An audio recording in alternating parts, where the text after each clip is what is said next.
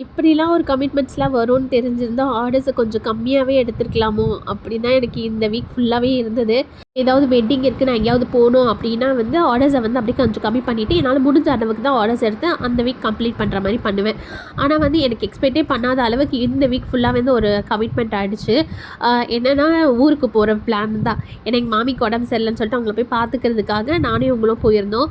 So 1 week வந்து மதுரையில தான் ஸ்பெண்ட் பண்ற மாதிரி இருக்கு. பட் இந்த வீக் ஆர்டர்ஸ் எல்லாமே வந்து கொஞ்சம் போஸ்ட்பான் பண்ணிட்டு, நெக்ஸ்ட் வீக்குக்கு கொஞ்சம் தள்ளி வச்சுட்டேன். பட் அர்ஜென்ட் ஆர்டர்ஸ்லாம் இருக்கு இல்லையா? அத மட்டும் நான் என்ன பண்ணேன்னா, கையோடயே இங்க கொண்டு வந்துட்டேன். இங்க டைம் கிடைக்கும்போது நம்ம ஸ்டிச் பண்ணிக்கலான்னு. அன்னைக்கு லஞ்சுக்கு வந்து இதெல்லாமே தான் செஞ்சிருந்தோம். நல்லா சூப்பரா சாப்பிட்டுட்டு, ஈவினிங் மேல வந்து ஸ்நாக்ஸும் சாப்பிட்டாச்சு. ஒரு சிஸ்டர் கேட்டிருந்தாங்க, "நீங்க மிஷின்ல உட்காந்து ஸ்டிச் பண்ணீங்களே, முதுகுலாம் வலிக்காதான்னு?" முதுகு வலிக்காம இருக்கிறதுக்கு நான் இந்த ஒரு ஹெல்த் ட்ரிங்க் குடிக்கிறேன். இந்த ட்ரிங்க் வேணும்னா கமெண்ட் பண்ணுங்க. நான் உங்களுக்கு ரெசிபி வந்து ஷேர் பண்றேன். இங்க பெடல் மெஷின் தானே இருக்கு. அந்த பெடல் மெஷின்ல உட்காந்து ஸ்டிச் பண்ணது எனக்கு கொஞ்சம் கஷ்டமா இருக்கனால, நான் வீட்லருந்து என்னோட டேபிள் டாப் மிஷின் எடுத்துட்டு வந்து, இங்க தான் அர்ஜென்ட் ஆர்டர்ஸ் எல்லாமே